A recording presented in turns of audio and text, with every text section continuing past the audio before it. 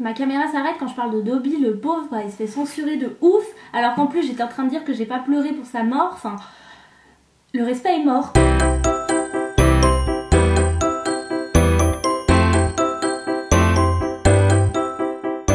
Salut les moldus, j'espère que vous allez bien. Alors, si vous me suivez sur YouTube régulièrement, vous savez peut-être que je prépare plein de vidéos pour vous. Mais le fait est que cette semaine, j'ai pas beaucoup de temps pour tourner. Du coup, j'ai pas trop envie de me lancer dans un projet qui risque d'être bâclé si je ne prends pas assez de temps pour le faire. Donc je me suis dit, de manière à quand même vous poster une vidéo cette semaine, j'allais faire quelque chose d'un petit peu plus court et qui nécessitait moins de préparation. Je me suis mise en tête de faire le classement des 7 livres Harry Potter. Alors ce classement, pour être honnête, je pense qu'il change un petit peu tout le temps. Comme j'ai tendance à relire les livres, parfois je me dis ah, celui-là je l'aime peut-être un petit peu plus que celui-ci finalement. Mais je vais essayer de faire un classement assez représentatif de l'idée générale. Je sais pas ce que je raconte. Sachant que le classement que je vais vous faire d'ici quelques minutes ne veut absolument pas dire que le livre que je place en 7ème place, je ne l'aime pas, ça veut dire que c'est celui que j'aime le moins, en gros, parce que j'aime tous les Harry Potter. Je pense que c'est un secret pour personne à ce stade. J'aime tous les livres Harry Potter évidemment, mais je pense qu'on a tous plus ou moins notre classement des 7, celui qu'on aime le plus, celui qu'on aime le moins, ceux du milieu quoi. Donc je vais essayer de le faire. Autre chose, je n'ai pas vraiment pensé à ce classement avant de me lancer dedans. Donc il y aura peut-être des surprises, je ne sais pas trop. Du coup, on va passer au classement. J'ai ressorti mes antiquités. Elles sont là. Comme vous pouvez le voir, c'est vraiment les antiquités. J'ai ressorti les premières éditions Harry Potter que j'ai. Parce que j'ai plein de livres différents Harry Potter. Mais du coup, je me suis dit que j'allais ressortir vraiment les tout premiers que j'ai eu dans les années 2000. Pour faire ce petit classement et que ce serait d'autant plus sympa de revoir les premiers livres Harry Potter. Allez, on va y aller et on va commencer par le numéro 7. Ça commence bien, je sais pas déjà lequel j'aime le moins. Bon, allez. Le livre que j'aime le moins, donc celui que je place à la 7ème place, je pense que c'est celui-ci. Harry Potter et la Chambre des Secrets. Une fois de plus, ça ne veut pas dire que je ne l'aime pas, ça veut dire que c'est celui que je pense j'aime le moins dans la série de livres Harry Potter, mais je l'aime quand même, j'adore la Chambre des Secrets, mais je trouve que il se passe beaucoup de choses dans ce livre, mais c'est vrai que j'ai le sentiment qu'il se passe quand même beaucoup moins de choses que dans les autres, ce qui est logique. Voilà, c'est un des premiers, il est plus court que les autres. Et puis c'est vrai que je trouve quand même que dans la Chambre des Secrets, il y a des petites longueurs, ce qui est quand même bizarre dans le sens où justement c'est un livre assez court, mais je trouve qu'il dure longtemps, ou en tout cas c'est le souvenir que moi j'en garde. Je trouve que le début est un petit peu long. Tout ce qui se passe à Private Drive avec Dobby, avec Vernon, les Dursley qui l'enferment dans sa chambre, qui lui mettent des barreaux à sa fenêtre et c'est un peu long. Harry se plaint parce qu'il n'a pas de courrier, il est un peu drama queen, enfin il est plus drama queen dans l'Ordre du Phénix que dans la Chambre des Secrets, mais je trouve que c'est vraiment long à démarrer. Après on se retrouve enfin au terrier, ce qui est cool, et puis finalement on arrive sur le chemin de traverse et on rencontre cette espèce d'imbécile qui est Gilderoy Lockhart que je déteste.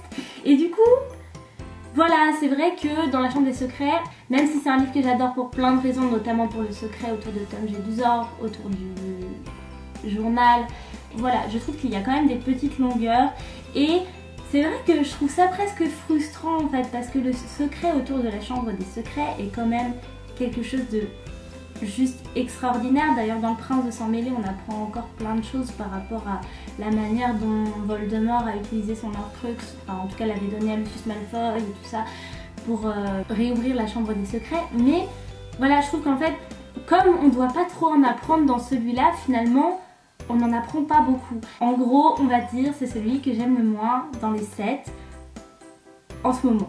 Parce que ça peut changer, ça changera toujours. Mais là tout de suite, je fais mon classement et je décide de mettre Harry Potter et la Chambre des Secrets en 7ème place. La 6ème place, et je pense que ça va être une opinion qui risque d'en froisser certains. J'en parle avec beaucoup de Potterheads et de nombreux Potterheads me disent mon préféré c'est ce tome là, et moi en l'occurrence je ne le place qu'à la 6ème place. Donc je pense que ça va en froisser certains, mais je vais quand même le dire. À la 6ème place je place Harry Potter et la Coupe de Feu. Je pense que c'est en partie lié au film, parce qu'en fait je trouve que ce livre a été littéralement détruit par le film.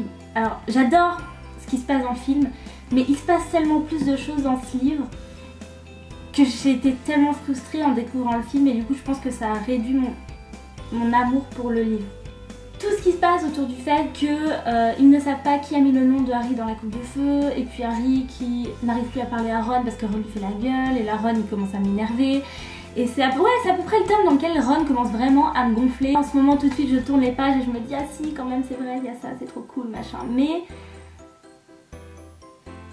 il me fait moins rêver que les autres. Malgré ça, Harry Potter et la coupe de feu, ça reste quand même un livre que j'adore. On assiste à la Coupe du Monde de Quidditch, et d'ailleurs on l'a pas dans le film, une nouvelle fois qu'elle en fait. On a beaucoup d'ouverture sur le monde de la magie, notamment la Coupe du Monde de Quidditch ou l'arrivée des élèves de Beauxbatons et de Durmstrang à Poudlard. Donc on découvre qu'il y a d'autres écoles de magie dans les autres pays, ce que je trouve très très cool. On découvre des personnages qu'on n'avait jamais rencontrés dans l'univers Harry Potter avant. Donc c'est vrai que Harry Potter et la Coupe de Feu, ça reste quand même un superbe tome, mais je suis obligée de le placer à la 6ème place parce que j'aime les autres plus. Et je suis navrée car je sais que ça va en froisser certains parce que ce tome est quand même vraiment très très bon. Mais voilà, et puis en plus Voldemort revient et j'aime pas Voldemort, alors c'est là que ça se corse parce que j'aime tellement tous les livres. Du coup, 5ème place, Harry Potter et le Prince de Sang Mêlé, donc le 6ème. J'ai été persuadée pendant, je dirais, la moitié de ma vie de Potterhead que je détestais Harry Potter et le Prince de Sang Mêlé. Pourquoi? Quand je suis allée l'acheter, en fait, je me souviens avoir fait la sortie officielle à minuit à la Fnac des Champs-Élysées avec mon meilleur ami à l'époque. C'était un livre voilà, qu'on avait attendu pendant, je ne sais pas, 1 an, 2 ans peut-être. C'était l'excitation générale, il y avait tous les fans qui étaient là. Harry Potter c'était vraiment au sommet de son art. À ce moment-là évidemment on attendait encore 2 livres et c'est vrai que c'était quand même intense finalement d'être Potterhead à cette époque-là. On est allé à la Fnac, attendre jusqu'à minuit de faire le décompte et de pouvoir avoir notre livre en sortant. Donc voilà, on avait patienté 2 ans, on avait fait la fête pendant des heures, on avait notre bouquin. Et là je rentre chez moi et je lis Harry Potter, le Prince de Sang Mêlé. J'avais détesté. En fait, c'est-à-dire que je trouve que Harry Potter et le Prince de Sang Mêlé est l'un des Harry Potter dans lequel il se passe le moins de choses. Après l'avoir relu, je me dis que finalement c'est totalement vrai, il se passe rien dans Harry Potter et le Prince de Sang Mêlé. Harry trouve un bouquin, il va en cours de potions, il est bon en potions, Hermione est énervée, il cherche Malfoy là, qui est en train de faire son truc dans la salle sur demande, enfin, je suis en train de détruire le livre alors qu'il est à la 5ème place, mais vous allez comprendre. Il se passe rien à Poudlard, vraiment il se passe rien. J'ai l'impression que pendant, alors il y a combien? Il y a 715 pages dans Harry Potter et le Prince de Sang Mêlé et j'ai le sentiment que pendant 615 pages, il en reste 100 à la fin, pendant 615 pages il ne se passe rien. Ils vont en cours, c'est une année très banale, il y a juste Malfoy qui se cache dans la salle sur demande, on ne sait pas pourquoi. Harry va au club de Slug, franchement super, il se passe rien dans ce bouquin.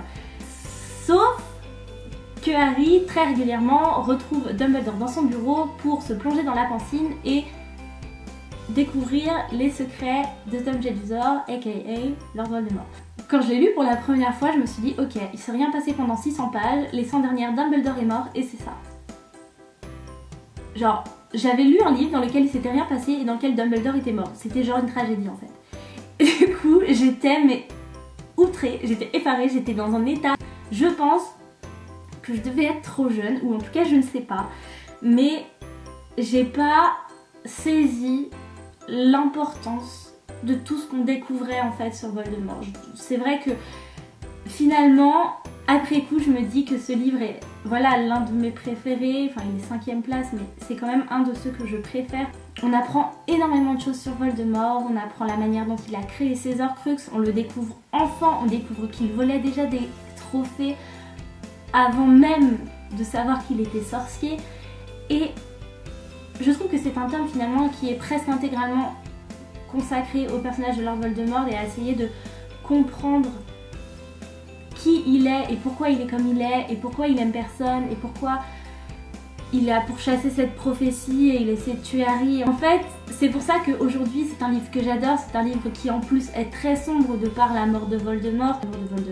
I wish. Je disais donc, c'est un livre très sombre de par la mort de Dumbledore, de par la découverte des secrets de Voldemort. C'est finalement un des livres les plus sombres de la saga et c'est aussi pour ça aujourd'hui que ça fait partie d'un des livres que je préfère. Mais voilà, à l'époque, en fait, à la première lecture, c'était tellement frustrant d'avoir eu si peu d'action juste après un livre comme l'Ordre du Phénix, en plus où il s'est passé toutes les choses qui se sont passées au ministère de la magie. Mais voilà, finalement, Harry Potter et le Prince de Sang Mêlé, je l'aime beaucoup. Il en reste 4. Et là, ça va commencer à devenir encore plus compliqué. À la 4e place, je pense avoir fait mon choix. Encore une fois, ça peut changer d'ici demain. Mais mon choix en ce moment, maintenant, tout de suite, c'est celui-ci. À la 4e place, je mets Harry Potter et les reliques de la mort. Là, tout de suite, voilà,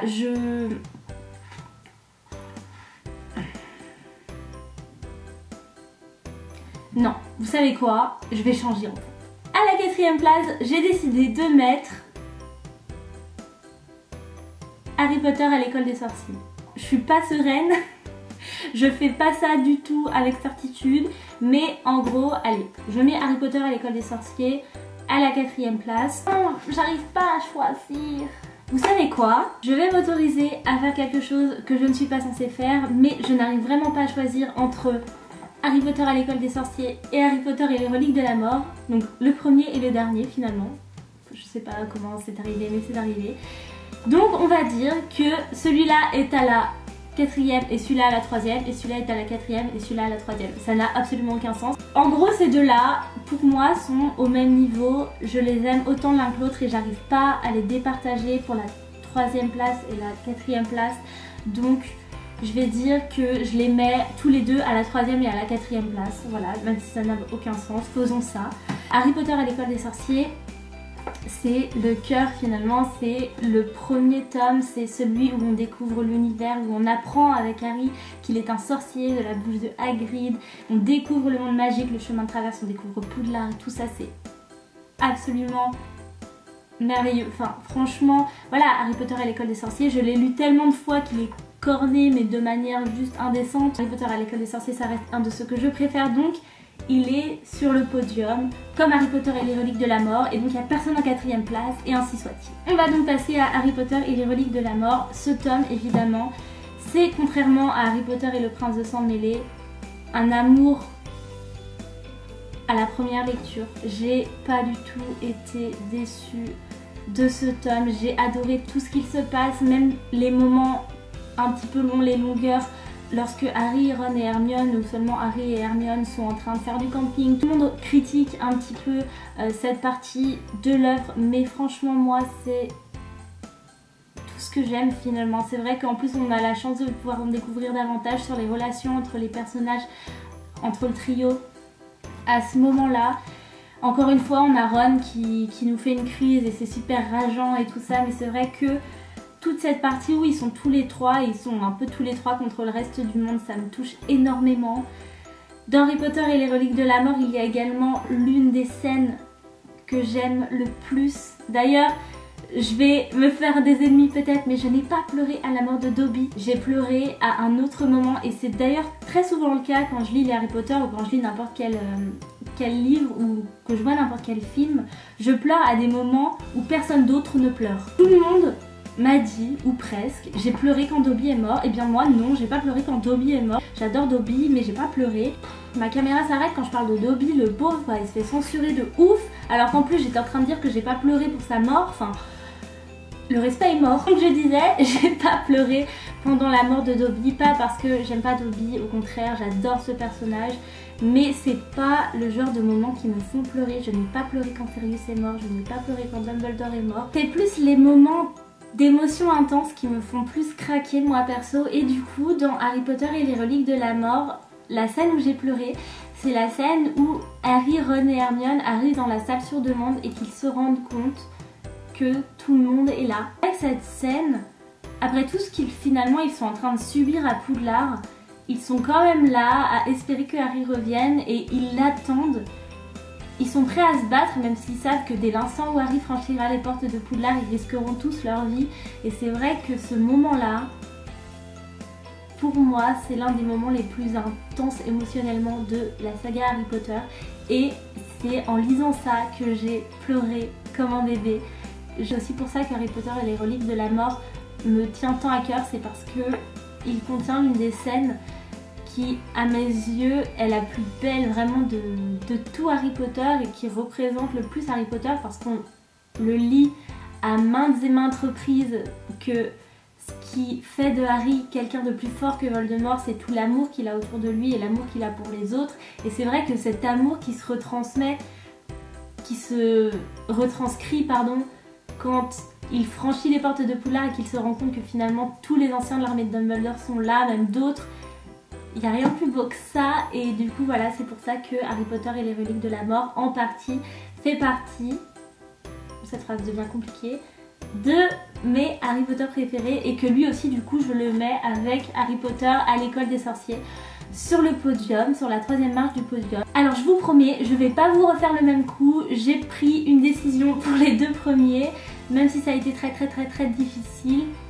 J'ai quand même réussi à les départager. Donc on va commencer par le numéro 2, Harry Potter et le prisonnier d'Azkaban. Ce tome, je l'aime à la folie. Pour énormément de raisons que je ne vais pas toutes citer ici, mais notamment parce qu'évidemment c'est le tome dans lequel on fait la rencontre de Sirius Black. On le croit méchant, Harry a tellement de haine pour lui et finalement on découvre qu'il fait partie des gentils et qu'il est en plus le parrain de Harry. Donc grâce à lui, Harry retrouve un semblant de famille, et ça, je viens de vous l'expliquer, je craque un peu quand il est question de famille et d'amitié. Donc ça me touche énormément. C'est aussi mon 2e tome préféré parce que c'est là que Harry Potter s'assombrit vraiment. Alors effectivement, dans la chambre des secrets, on commence à découvrir que Poudlard, ce n'est pas un endroit aussi joyeux qu'on le croit, mais dans Harry Potter et le prisonnier d'Azkaban, dès le début, Harry a des ennuis, il voit ce chien noir partout. C'est vraiment un tome très sombre, notamment de par l'arrivée des détraqueurs dans le paysage, Harry Potterien, des créatures qu'on ne connaissait pas jusqu'à maintenant mais qui sont abominables. Et c'est vrai que c'est là que les choses se corsent finalement et que ça devient de plus en plus sombre, et c'est pour ça que Harry Potter et le prisonnier d'Azkaban, je l'aime de tout mon cœur. J'ai quand même choisi de mettre à la première place Harry Potter et l'Ordre du Phénix. Ce choix, il est en partie lié à ma première lecture. La première fois que j'ai lu Harry Potter et l'Ordre du Phénix, j'ai trouvé que c'était un chef-d'œuvre et je le pense encore aujourd'hui. Dans l'Ordre du Phénix, Voldemort est de retour après du coup ce qui s'est passé à la fin de la Coupe de Feu, et là on a cet abominable ombrage qui arrive.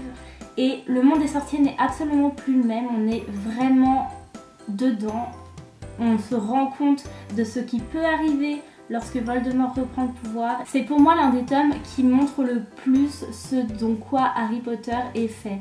En plus, dans Harry Potter et l'Ordre de Phénix, il y a cette petite chose merveilleuse que l'on appelle l'armée de Dumbledore, et c'est quelque chose que j'aimerais toute ma vie. Toutes les réunions de l'AD, autant dans les livres que dans les films, c'est quelque chose que j'aime énormément. J'aime le fait que ce soit Hermione notamment qui ait eu l'idée, qui ait à ce point confiance en Harry pour lui confier quelque chose d'aussi important, d'une telle importance. Elle a plus peur de rien et je l'aime tellement. Et je trouve dans ce tome, avec le prisonnier d'Azkaban finalement, où Hermione se dévoile le plus. Dans Harry Potter et l'Ordre du Phénix, on la voit se dévoiler comme jamais, et elle permet à Harry de faire finalement, d'entreprendre ce dont il a toujours rêvé. Elle permet à Harry de créer cette armée en fait, d'apprendre tout simplement aux autres à se défendre et de lui-même s'améliorer, d'avoir l'impression de faire quelque chose et de commencer à se battre à sa manière contre Voldemort. C'est finalement le moment où Harry se rend compte qu'il va devoir faire quelque chose,